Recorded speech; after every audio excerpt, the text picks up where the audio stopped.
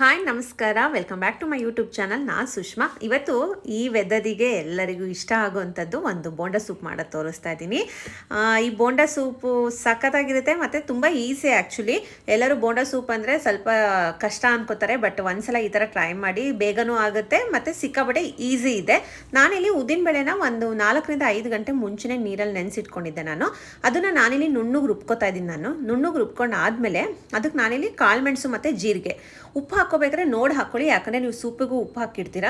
ಸ್ವಲ್ಪ ಉಪ್ಪು ನಿಮಗೆ ನೋಡಿ ಹಾಕೊಳ್ಳಿ. ಅದಕ್ಕೊಂದು ಸ್ವಲ್ಪ ಚಿಟಿಕೆ ಸೋಡಾ, ಆಮೇಲೆ ಸಣ್ಣಗೆ ಹೆಚ್ಕೊಂಡಿರೋ ಕೊತ್ತಂಬರಿ ಸೊಪ್ಪು, ಕರಿಬೇವು ಸೊಪ್ಪು ಹಾಕ್ಕೊಂಡು ಮಿಕ್ಸ್ ಮಾಡಿ ಸೈಡಿಗೆ ಇಟ್ಕೊಂಬಿಡಿ. ಇದನ್ನು ಈ ಕಡೆ ಸೂಪ್ ಮಾಡ್ಕೊಳ್ಳೋಕ್ಕೆ ನಾನಲ್ಲಿ ಒಂದು ಬಾಣಲಿಗೆ ಸ್ವಲ್ಪ ಎಣ್ಣೆ ಹಾಕ್ಕೊಂಡು ಅದಕ್ಕೆ ಜೀರಿಗೆ, ಹಸಿಮೆಣಸಿನ್ಕಾಯಿ, ಕರಿಬೇವು ಮತ್ತು ಶುಂಠಿನ ಹಾಕಿದ್ರೇ ಒಂದು ಟೇಸ್ಟ್ ಇದು ಸೂಪಿಗೆ.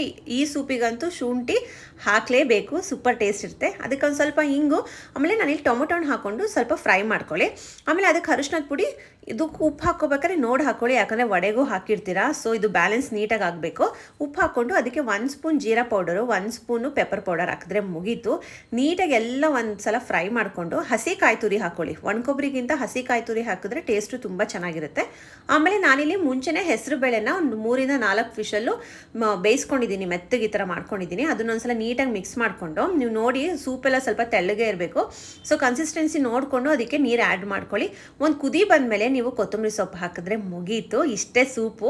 ಆಮೇಲೆ ನಾನಿಲ್ಲಿ ವಡೆಗೆ ತುಂಬ ದೊಡ್ಡ ವಡೆ ಮಾಡ್ತಿಲ್ಲ, ಪುಟ್ಪುಟಾಣಿ ವಡೆ ಮಾಡ್ತಾ ಇದ್ದೀನಿ. ಹೋಟೆಲಲ್ಲಾದರೆ ಸ್ವಲ್ಪ ದೊಡ್ಡದಿರುತ್ತೆ. ಸೊ ಮನೇಲಲ್ವಾ ಈ ಥರ ಪುಟ್ಪುಟಾಣಿ ವಡೆ ಮಾಡಿದ್ರೆ ಹಾಗೆ ಓಡಾಡ್ಕೊತಾನು ವಡೆ ತಿನ್ಬೋದು, ಸೂಪಿಗೂ ಹಾಕೊಂಡು ತಿನ್ಬೋದು ಅಂತ. ಆಮೇಲೆ ಒಂದು ಬೌಲಿಗೆ ನಾನಿಲ್ಲಿ ಸೂಪ್ ಹಾಕ್ಕೊಂಡು ಕಡ್ದಿರೋ ವಡೆ ಹಾಕ್ಕೊಂಡು ತಿಂತಾ ಇದ್ರೆ ಮಾತ್ರ ಈ ವೆದರಿಗಂತೂ ಸಿಕ್ಕಾಬಟ್ಟೆ ಚೆನ್ನಾಗಿರುತ್ತೆ. ಮತ್ತ್ಯಾಕೆ ವೆಯ್ಟ್ ಮಾಡ್ತಿದ್ದೀರಾ? ಇವಾಗಲೇ ಉದ್ದಿನಬೇಳೆ ನೆನೆಸಿ ವಡೆ ಮಾಡಿ ಹೇಗಿತ್ತು ಅಂತ ನನಗೆ ಕಮೆಂಟ್ ಮಾಡಿ. ಮತ್ತು ಈ ವಿಡಿಯೋ ನಿಮಗೆ ಇಷ್ಟ ಆಗಿದ್ರೆ ಪ್ಲೀಸ್ ಲೈಕ್ ಮಾಡಿ, ಶೇರ್ ಮಾಡಿ, ನನ್ನ ಚಾನಲ್ನ ಸಬ್ಸ್ಕ್ರೈಬ್ ಮಾಡಿ. ಬಾಯ್.